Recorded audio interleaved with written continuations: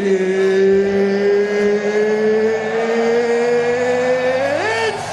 time! What is up, guys? Welcome to the Edge DFS. We're talking Showdown as usual. 49ers versus the LA Rams.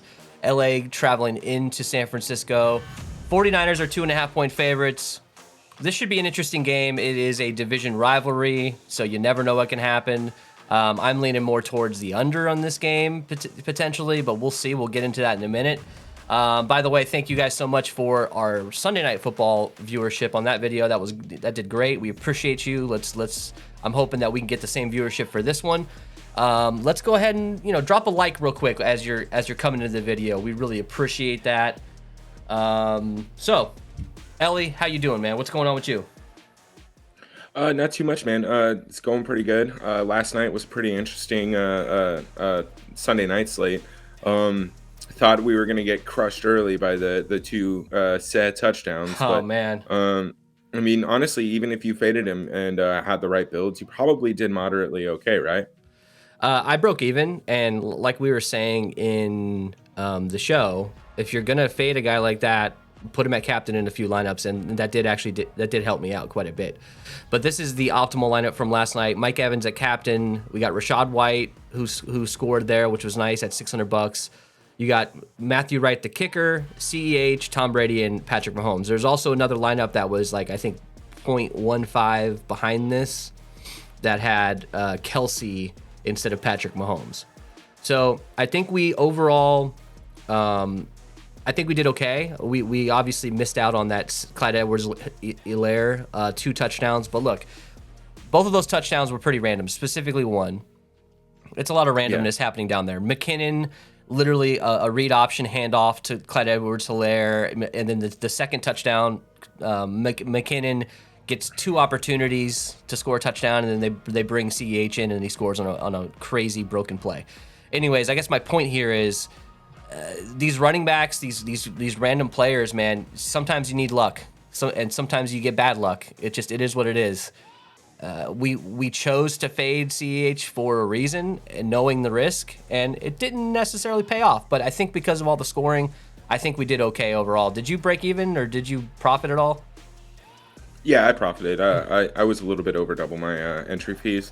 Again, Nice. when we talk There you about go. fading, Clyde Edwards-Helaire, we're not going to get more than the field, or probably be under the field. I didn't have 0 lineups with set, right? I had 3 or 4, so that helped me out. But even then, like my exposure to Kelsey and Mike Evans kind of helped balance it out. And then I had like 1,000% Rashad White. So that I had so much Rashad White, which helped. I know when we were building lineups, we placed Rashad White in that last spot pretty much every time, and we were kind of like, okay, like you could switch in somebody else, but I ended up using a lot of him, and thankfully he did get a lot of usage there, and there was some garbage time receptions. There was a garbage time touchdown technically, so hey, we got luck on the other end as well. All right, let's get into this matchup here. Rams going into San Francisco. Weather should be fine. You have a 2.5-point home favorites. This is a 42.5-point total with ownership close to each other. Why do you think this total is so low? You have a high-powered offense for the Rams. You have a relatively high-powered offense for the 49ers. This is just two good defenses in a division rivalry, right? That's why we have a low total, right? Yeah. Also, I think it's very important to understand, like, a lot of the first 3-4 weeks of the season, it's essentially been preseason for some of these top echelon teams. The Rams, they just won a Super Bowl. They have no reason to play any of their starters the first few weeks. So now they're starting to get into the rhythm, and same with Jimmy G and the Niners, except they're a little bit further behind because Jimmy G has got to get comfortable with the offense. So yeah. I think that the under is something that we can expect here, just because there's still so much uncertainty surrounding both teams. And historically, and someone feel free to correct me, when we see LA play San Francisco, this is even being in the NFC West, this is probably one of my more exciting like rivalries to watch, because McVay and Shanahan going head to head is really a fun coaching thing. Yeah. And the defenses usually show out for this one. So I'm with you. I think the under's where we're going. Yeah, I think both the defenses are in play. I think, unfortunately, kickers are in play. and I might focus on the run game for San Francisco quite a bit. Not sure about LA's run game. We'll get into that in a minute. We're going position by position. Let's look at injuries for now. So Van Jefferson's still out. Bryson Hopkins is suspended, which I didn't even realize. Obviously, Trey Lance is out. Elijah Mitchell is out. Tyrion Davis-Price is out, which opens up tons of room for these backup running backs. And obviously, Jeff Wilson Jr. is now the guy. We'll get into them in a minute. Tyler Kroft is out. Obviously, these guys, yeah, fantasy-wise, okay, we kind of know there's nothing really we're waiting on. But I think the biggest news is the offensive line for the 49ers, right? I mean, you have the left tackle out. So how do you think that affects Trent Williams is out? How do you think that affects this run game? And does it affect the run game more or the pass game more? I don't know. I think the immediate and like knee jerk reaction is to expect additional blockers from the tight end group, and maybe seeing George Kittle staying back and blocking a little bit more. But if this was a team like maybe the Jaguars or kind of one of those bottom echelon teams, I might think so. But again, Kyle Shanahan is a very very good coach. I can't imagine that he's going to take one of his best. Playmakers on offense and keep them in to run block or pass block the entire game. So I would honestly expect to see a lot more kind of like play action boots away from the side that Trent Williams is going to be playing on. We know that Shanahan loves to get his running game going, and we know that he runs the zone blocking scheme. So I think that actually kind of sets up pretty well to fill that absence. You can kind of attack that hole from the run game side and just see what the defensive end's going to do in that stead and make adjustments from there. So I think Shanahan's going to be able to make his adjustments here. And really, I think the impact that we're going to be looking for is losing Trent Williams. Does that mean one of the guards or the center has to shift to the left a little bit to help support that side? Aaron Donald could come breaking through the center. That's the part to be concerned about. Yeah. Again, but not to be too long-winded on this, but again, that's why I expect a little bit more boot and play action from Jimmy G to kind of get us away from that pocket. All right, let's get into this breakdown here. Break it down. All right, so Matt Stafford 10.6K, Jimmy G 10K straight up. Jimmy G coming back, he's performed okay. As well as you can expect a guy who's, sitting at home for training camp. I mean, they didn't want him in the building for quarterback controversy stuff. Now he's at least gotten enough time back in the system here, back on the field. Maybe you can start to see a little bit more throwing down the field with him. We know who some of his favorite targets are on this team. So things have shifted from the beginning of this year and in preseason where there's certain, we're seeing a little bit more Ayuk. We're seeing a little bit more of these guys who he has basically a good relationship with. We're seeing them come to the forefront a little bit more. So what do you think here with these two guys? Can we do a double quarterback fade here? Are you interested in are you setting any rules? Like, where are you going with this? We talked about this a lot yesterday with Mahomes and Tom Brady, but what do we do? This is a whole different setup here, especially with a guy like Matt Stafford who will throw picks. Yeah. Well, I think for me, I'm really going to be prioritizing Matt Stafford and Cooper Kupp stacks. And then on the other side of the ball, I don't want to commit to this, but I may be pretty low on Jimmy G.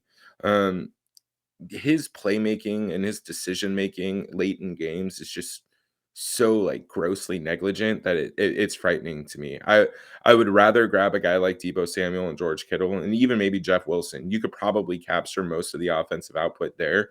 And Deebo is a different kind of guy, right? He's going to get running attempts. So there's a chance that Jimmy G doesn't have that many passing touchdowns and they go straight to Kittle while Deebo and Jeff Wilson run all over the team. So look, I prefer Matt Stafford. I'll have some exposure to Jimmy G in certain game script specific stacks, but I'll be prioritizing Stafford. I'm not going to be fading both guys. I think one of these guys will probably be in the optimal. But to your point, it's possible neither are. If this is really going to hit the under and it is low scoring on both sides, then you might have to stack up the run game on both sides. Look, speaking of run game, Jimmy G stealing a goal line quarterback sneak, coming from New England, playing behind Tom Brady, learning those quarterback sneaks. The guy can do it. We've seen him. I think we saw him steal two a few years ago on the goal line. I only bring that up because, hey, if Jimmy Garoppolo can throw a touchdown pass and run for a touchdown pass, he might be in the optimal. That might be his path to get there. Anything else to add? You want to go to running back? Let's go to running back. All right, let's start with San Francisco. Jeff Wilson, 8,200, clearly the number one guy now. You got Kyle Juszczyk at 1K. Jordan Mason is technically the backup. He's at 1,200. And then you got guys like Marlon Mack and Tevin Coleman, each $200. Now, Ellie, talk to me about your initial impressions here. I mean, obviously, we're very interested in Jeff Wilson. He's going to be higher owned. But then, as soon as you're done talking about that, I want to play a clip from Shanahan about some of these backups. So, thoughts on Wilson and these guys? Yeah, I think Wilson is going to be the most interesting. Obviously, he's the workhorse back at this point. And I don't know, man. Like initially, I was expecting his ownership to be coming in a little bit lower, mostly because of how Kittle was priced, right? I would think that everybody would kind of just fade Wilson and go to Kittle, but I like Kittle or I like Wilson at 8,200, man. I think you can actually play him at captain a little bit. It's possible he ends up with 70 yards and 2 touchdowns. So Jeff Wilson's definitely going to be in my player pool tonight. It's these other 3 guys that I think we really need to understand what we're doing. Yeah, so this is Shanahan talking about Mason and Marlon Mack. The state of readiness of Mason and Mack as far as being able to share more of the load in the backfield? They're as ready as they can be. I mean, Mason's been here a lot longer than Mack. Mack's got 2 weeks in, I believe. If we would have stayed on the field longer, they would have got in. We would have rotated Jeff more. But we didn't have many long drives there in the second half, so his stamina was fine. How was Tevin looks? He's asking about Tevin Coleman He's here. looked good. I mean, just getting him back last week, we had him on those 2 full speed practices, and he was good. Probably would have been up versus Denver if it wasn't for the altitude and stuff there. All right, so the reason I play that is just hearing about, we know that these random running backs in San Francisco can absolutely score. We've seen it before. We don't truly know who the actual backup is. I know on paper it's Jordan Mason, but does Tevin Coleman, if he's active, does Tevin Coleman take that role? Does Tevin Coleman get 2 or 3 goal line opportunities? We've seen it in the past. Is Marlon Mack the third down back now? Is he getting passes out of the backfield? I don't know, but I'm playing that simply to say, look, if we think the 49ers can be ahead in this game, or if we think that they can have 6-7 minute drives, running the ball, short passes here and there, I think you have to expect some of these guys to get some play. And that doesn't really make me not like Jeff Wilson. It just makes me interested in these cheap dudes to get you 6-7 points. That might be all you need, right? Yeah, absolutely. And I think the first place that I'm looking at is Marlon Mack and Tevin Coleman. I want to see who's going to be on the active list tonight, who ends up playing. But if Tevin Coleman plays $200, remember he was with this offense before, so he's very capable and may be able to get the job done. He may get an increased workload because of that. So I am pretty interested in him. But I think an important thing to think of here is kind of what we were talking about with Trent Williams. If Trent Williams is really having that big of an offensive line impact, which he should be, he's one of the best in the league. I really think we're going to see more of Kyle Juszczyk, right? Yeah. If they put him in at fullback and they start running some of the eye sets, or even just have him in at tight end too, he's going to be there to block a little bit more. Now, that opens up some interesting stuff because we know that Shanahan's going to be weird and get him involved in the pass game a little bit.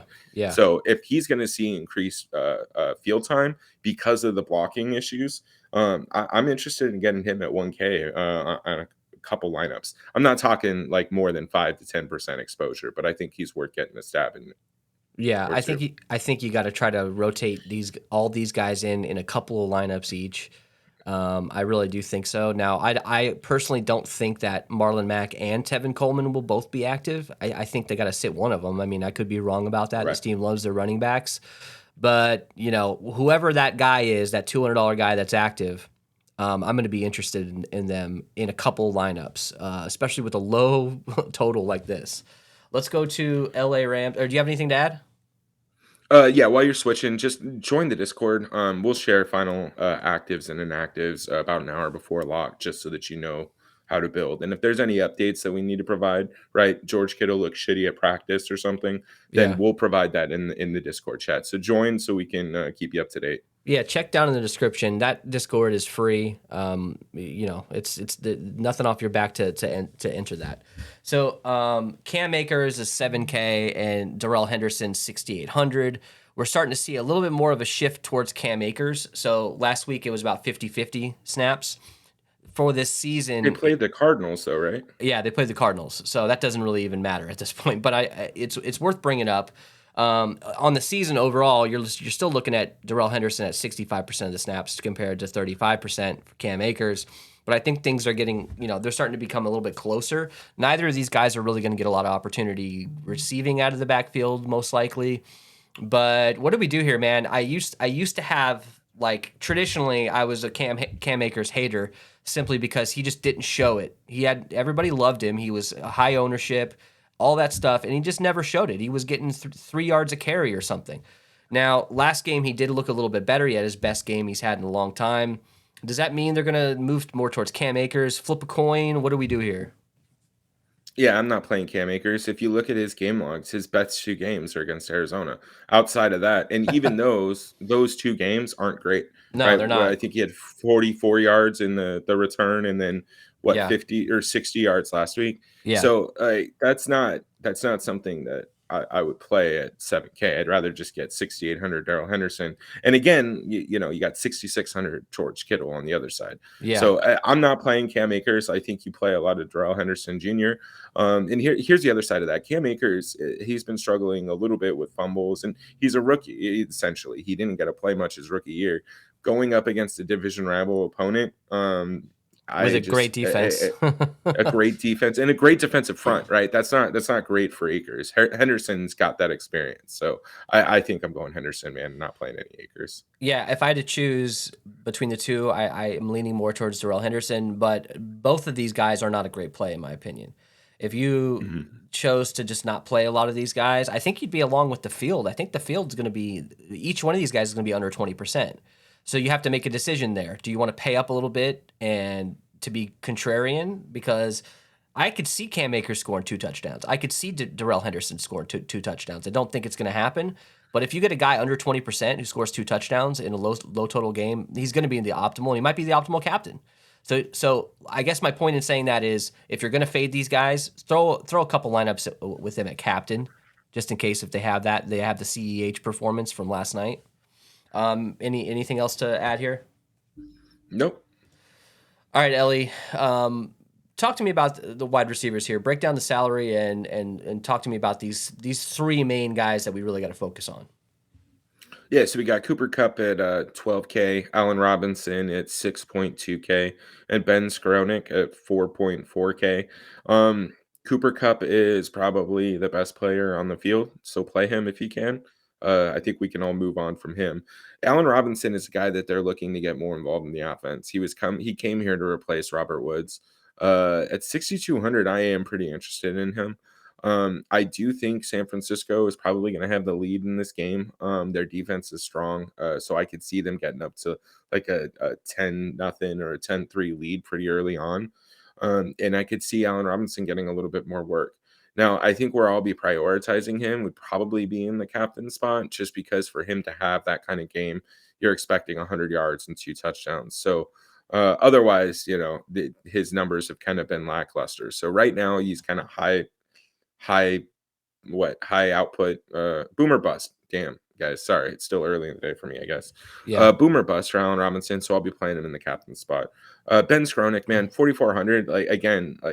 I think you're just better off paying up a little bit and getting to George Kittle somehow, and then paying down somewhere else. But that's kind of where I'm at with these guys. I think there is an interesting one. If Tutu Atwell comes into this game active, I do think he could see a target or 2 up the field. They like to have him try and take the top off the defense. So that could be an interesting punt play at $200. But other than that, I think you kind of just stick between Cooper Kupp and Allen Robinson and decide where you want to go from there. Biggest question here is, Cooper Kupp's going to be 20+% owned in the captain. He's going to be double the next highest owned guy. So if you play Cooper Kupp at captain, you're going to have to get unique in some way, and most of those lineups are going to end up looking very, very similar. So, you And want to hold hands with 100 other people across the finish line and split up and make you $20 or something. I don't know. I'm just not going to play Cooper at captain, and I'm just not going to do it. It's just going to be too hard. It's going to yeah, be too random. if you are going to play Cooper Cup at captain, it's going to be a little bit different than what it was last night because Mike Evans was what $1,600 cheaper, but Yeah. you had a similar build. You had to play two $600 guys, or you had to play two punts. So if you're coming over here and you're playing Cooper Cup at captain, and you're okay with a guy like Tutu Atwell and another punt, then for sure go ahead and do that. But otherwise, you're exactly right. You can't play Cooper Cup at captain. You're going to be restricted on your builds. And the value, there's just not a lot of value on the slate. Like we had Rashad White, we had some of these other guys that we thought could get a touchdown. Opportunity. That's the king in Showdown. Can these guys be on the field? Can they at least get the chance to score points? And I'm just not seeing a lot of that value on this particular slate. So throwing the most expensive guy at captain and trying to fit in, one quarterback along with them, you're going to be sitting guys like Deebo Samuel. You're going to be sitting guys like Jeff Wilson. I'd rather just not play Cooper Kupp at captain. Now, look, the guy's we know he's probably the optimal captain. I'm hoping that doesn't go down. He's on the field 99% of the time, literally 99% of the snaps. Allen Robinson's getting 93% of the snaps, and Ben Skoranek is getting 86%. And from there, Tutu Atwell is barely getting 9%. Brandon Powell's getting 8%. We know where this is going. We know these three guys are the guys, specifically Kupp and Robinson. I like Robinson more at captain, and look, Skoranek. I'm not a huge fan of him necessarily. I mean, I know he's stepped up in place of Van Jefferson, but they're not on the same par. We've seen Skoranek the past season. He's been active, he's been playing, and he hasn't really done much. So I don't love him. I do think you sprinkle him in at 4,400. Let's go to the other side here before we get too carried away. Debo is 10.4K, Brandon Ayuk 7,600, Juwan Jennings 2K, and Ray McLeod 2,400. Now, clearly Debo is an incredible play. I love him at captain. He's, what is he, $1,600 cheaper than Kupp. Ayuk has a high upside, and if you're looking at snap rate, Ayuk's 93% compared to Deebo Samuel's 79%, or basically 80%. Now, I don't know if they factor that into him being on the field for running back snaps. I don't know how they handle that. My point is, Brandon Ayuk is going to be on the field quite a bit. So what are your thoughts here on these two guys, man? Like, are you interested in Ayuk at captain? And Juwan Jennings is interesting at 2K. Yeah, absolutely. I think Debo, you kind of got to consider him like an RB2, wide receiver too. So if you take that into account, I think he's fine to play. I think you play him at captain. The key with him is he's one of the few wide receivers that you can really just run naked with another pass catcher, right? So if you have Debo and Kittle and you want to run back with four Rams, that's a fine build. Now, Brandon Ayuk, I'm right there with you. He is the wide receiver one for the Niners. He'd be a guy you probably want to be more interested in stacking with Jimmy G. If Jimmy G's dropping dimes, the Brandon Ayuk, they're both probably going to benefit from that. So It's a stronger correlation play, in my opinion. But I mean, even then, I think you can play Debo and Brandon in the same lineup without Jimmy G because of what we mentioned about Debo, right? Yeah. So I love both these guys. I think they're going to be in a lot of my lineups. Ray and Malik Turner. I don't think you have Malik on yours, but I'm not going to be interested in those guys. Juwan Jennings is the guy that I'm kind of interested in. He's a wide receiver 3 on the team. He's been getting some love, and that's a decent amount of targets for 2K, right? I think we can expect to see his involvement in the offense go down as they get Kittle more acclimated to the team. Yeah. But you never know. Jimmy G may just start slinging the ball to whoever he can. So I like Juwan Jennings a little bit. 2K is going to be kind of a tough build, I think. But we'll see when we kind of get to building. The only thing that I'm hesitant on Juwan Jennings is basically, I know it's a small sample size, but with Jimmy G coming in, it looks like some of those targets are shifting more towards Ayuk from Jennings. So with the injury to Trey Lance, I think Juwan Jennings was looking pretty good with Trey Lance. They probably were practicing on scout team together quite a bit last year. They probably have a little bit more of a relationship. So maybe I'm just making shit up, but if I had to guess, I think Brandon Ayuk benefits more now that Jimmy G is in. Hang on one second.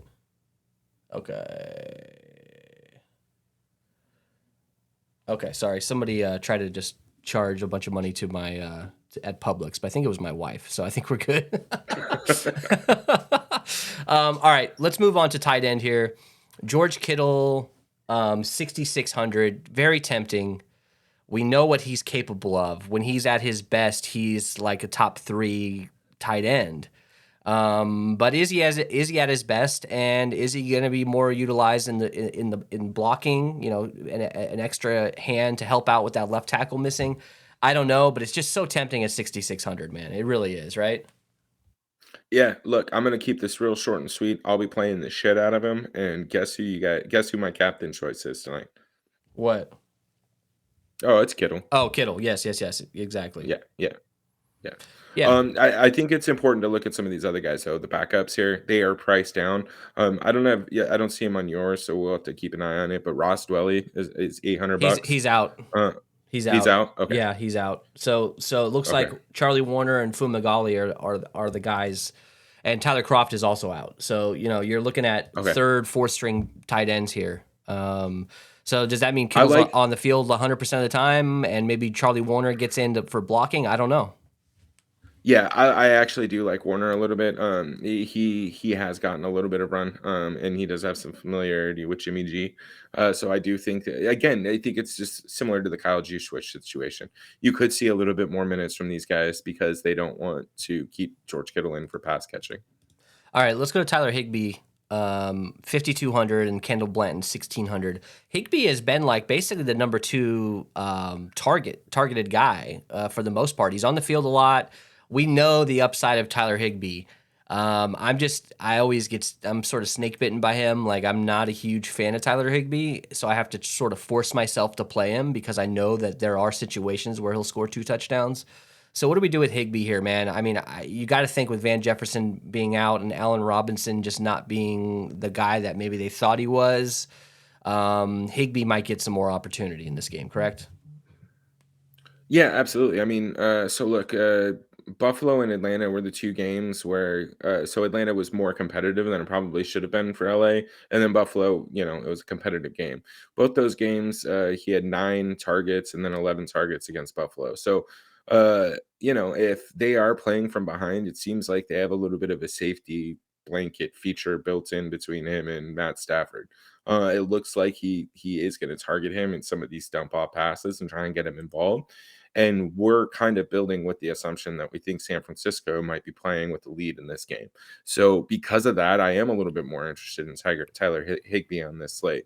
Now, I'm not going to be like actively targeting him in any lineups, but just given kind of the target rate that he's been getting in those competitive games or losing game, even, I think it's important to keep an eye on him.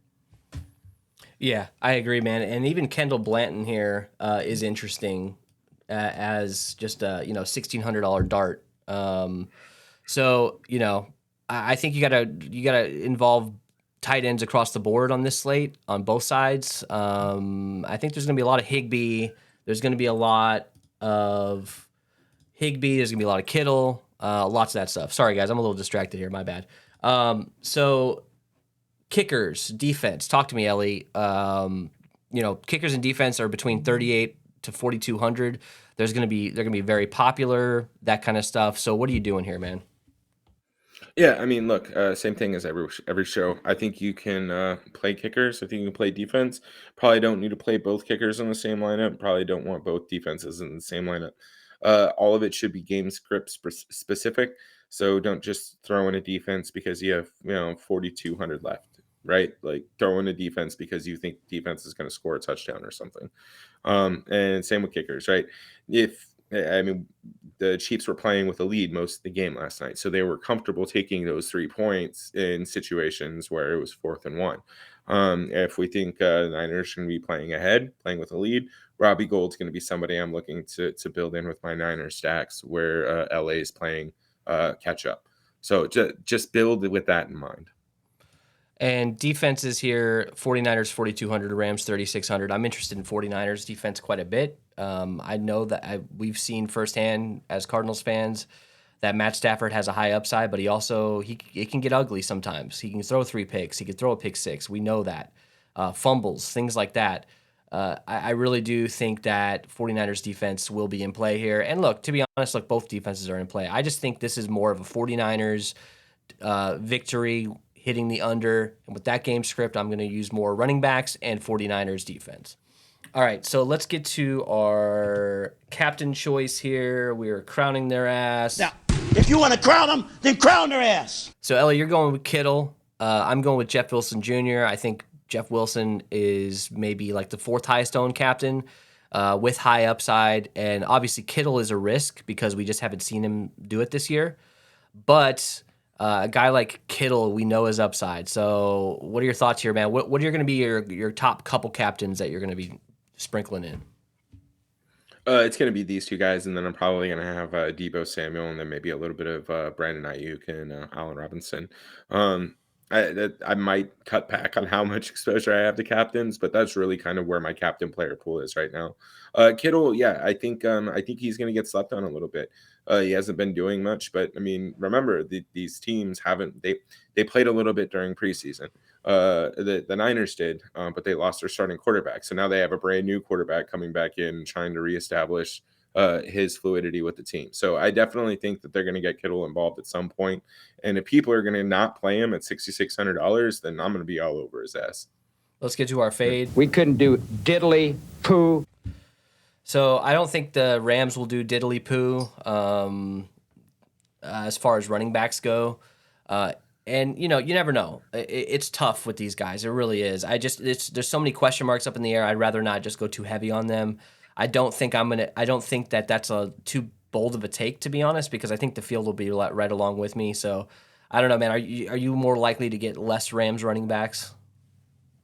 Yeah. I mean, specifically, if I was going to fade in Cam Akers, but I'm not 100% sure where I'm at yet. I do kind of want to see what if we hear any other news as we get closer to lock. Maybe Sean McVay is going to try and get Akers more involved. So that's really why I'm non-committive on my fade response. And I gotta lick my wounds a little bit after telling people to fade sad last night. If I had to guess here, man, I really do think that this is like a 60-40 split Cam Akers, and I do think Cam Akers will score a touchdown in this game. It just might not be enough. I mean, if he's got 25, 45 yards and a touchdown, yeah, he'll get you over 10 fantasy points, and that could be a big deal. But I'm not going to risk it because I don't know if he's actually going to be the guy that gets 60-40. All right, let's get to our lineup build here. This is the opto here. You got Kupp at captain, Juwan Jennings, Allen Robinson, Tyler Higbee, Jeff Wilson Jr., Deebo Samuel. This is, there's no quarterbacks here. This is probably a typical lineup with Kupp. Probably more so you're going to have Stafford, and you're going to get rid of, and you're going to have to pay way down. Instead of Juwan Jennings, you're probably going to have to go to a, under $1,000 guy or $200 guy. But to me, this is not where I want to go. I do not want to mess with lineups like this with Kupp at captain. I'd rather not. Let's build one with Kupp at captain and see if we can get what we want real quick. Yeah, let's do it. So Kupp at captain. Let's put Matty Stafford in here. And you want to do like a 2-4? Yeah, I think let's do 2-4 and then we'll get 4 Niners here. Yeah. Yeah, let's do it. So. If we're fading, Jimmy G. I mean, I really want to get a guy like Jeff Wilson involved here. The salary is going to get eat up real quick here, but Jeff Wilson. Do we want to grab one? Do we want to grab a Kittle or a wide receiver? We can't get Deebo within this situation. Let's grab Ayuk. Let's see how much that kills us. Okay, that gives us 5,600 for 2 spots. Throw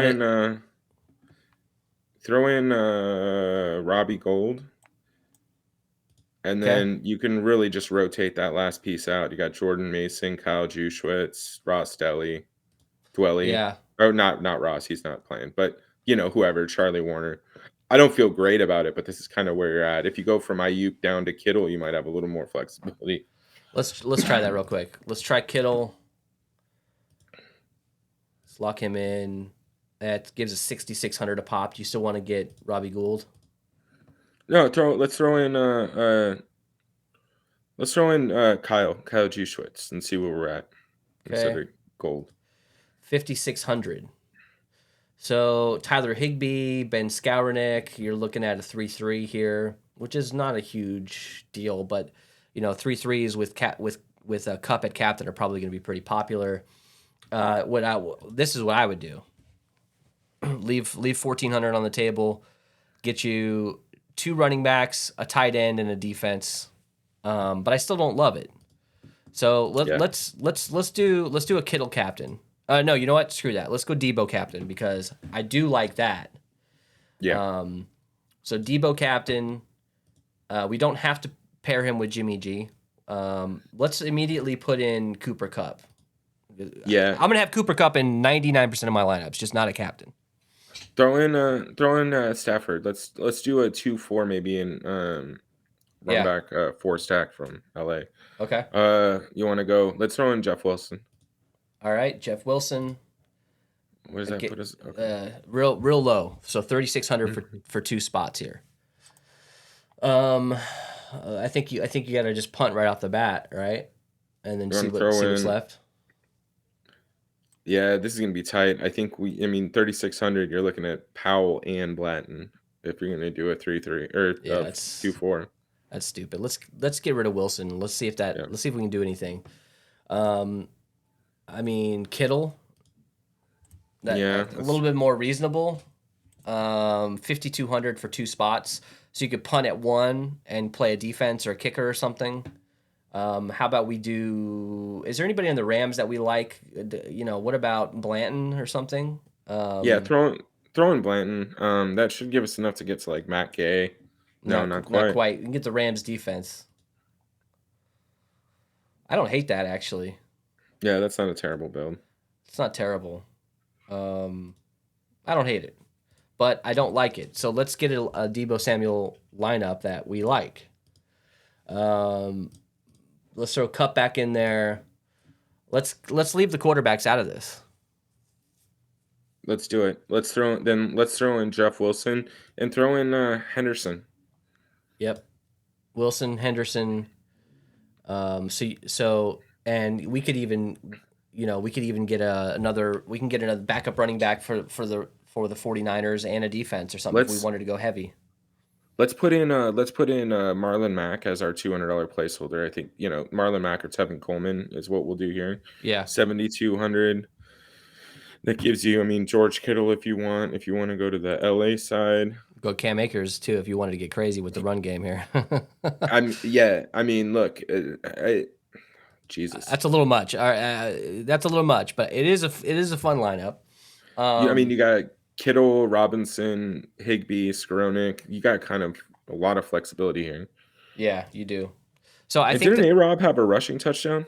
I don't think he did. Maybe that was somebody else. No, he had a touchdown call back, I think. He's had opportunities. He's had those goal line catches in the corner that he's either made or dropped or been called back.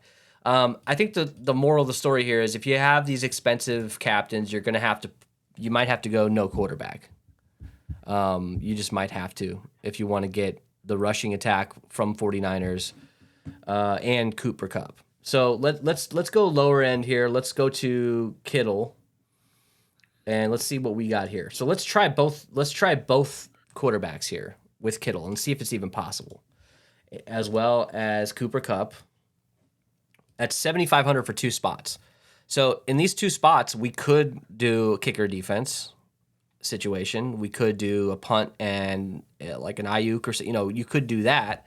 So let's try the punt. Let's try the stars and scrubs option here. So do you want to do like a Juwan Jennings? Do you want to do Kyle J? Let's do Juwan Jennings. All right, at least this was 5,500. So that gets you a Tyler Higbee. Yeah, I actually like Tyler Higbee in this build. That's not bad. Or Ben Skowronek or defense. There's lots of options. Defense, yeah. Lots of options here. That was easy. So let's kill Garoppolo. So let's game script it for Stafford and Kupp as their own stack. Let's put in Jordan Mason, and then let's do a 2-4. This is All right. crazy, but let's Jordan Mason. And then, Okay, where are we going now? you want to throw in Darrell Henderson? Darrell Henderson or Cam Akers are pretty close to the same price. That leaves us 9,500. That gets us. We're in a weird little no man's zone at that price. But you could do Jeff Wilson Jr. there. You can go Ayuk. I think Jeff Wilson in this situation is probably better. What if we, instead of Henderson, what can we get instead of Henderson? Can we? I guess we could only get Cam Akers or pay down to all the way to Robinson, leaving 2K on the board. Maybe, yeah. Throw in A-Rob and let's see if we can come up off of Mason. Maybe 3,100. So that gets you Brandon Powell, Ray McLeod. I'd rather go Mason, to be honest. Yeah. All right. Well, there's options here. Let's click optimize on with Kittle at captain and see what happens. Gould, Higbee, Jeff Wilson Jr. Not playing quarterbacks. Samuel Cup. So optimizer, this particular optimizer with this set of projections is just not liking the quarterbacks for their price. So that's kind of interesting. Maybe the quarterbacks will be a little bit underowned, and especially double quarterback lineups. So are you happy with your Kittle lineup here? Do you want to do another one, or do you want to go to Jeff Wilson? No, we can go to Jeff Wilson. I think we understand building with Kittle's pretty easy. Pretty straightforward, yeah, it is. Yeah. All right, so let's fade Jimmy G on this lineup. Let's go with Matt Stafford and Cup. This is a solid core, and then we're going to start just rotating guys out here. So 15K for 3 positions. We're in good shape. Do you want to try to get Debo here? Yes. Okay. So that leaves us with 4,700 for 2 spots. What are we doing here? Are we going 4-2? Throw in hold on. Throw in Jordan Mason and see where we're at again. I'm gonna end up liking this guy, aren't I? All right, Jordan Mason. That leaves us with 3,500. So we can't really get much there. We can't even get Rams defense. So I think if you're gonna go back up, you're gonna go all the way down to one of these crazy dudes. Even a guy like Kyle Uswich, which gets you the Rams defense. I like that, actually. So not bad. Not bad. Instead of Kyle J, let's go absolute punt here with a guy like Marlon Mack or Tevin Coleman. For this, oh, wait. Tevin Coleman's not even on here yet. Hang on, let me add him. I mean, you can just use Mack as a placeholder. They're both the same price. Well, I know people are going to click on this video and say, well, what the hell? That's true. Marlon Mack, you have 100% Marlon Mack. So Tevin Coleman, 4,500, all the defenses, all of the kickers at this point. I like this. Throw in, I like this with the 49ers defense, to be honest with you. Even with the Rams defense, it was fine. I mean, Jeff Wilson Jr. going to get most of the rushing attempts. Debo Samuel going to get the second most rushing attempts. And Tevin Coleman might get you a goal line carry along with 49ers defense. I do like this as a strange, like sort of weird build. I really do. All right, so instead of Debo here, do you want to try somebody else? A little Debo fade. All right, let's go with Kittle.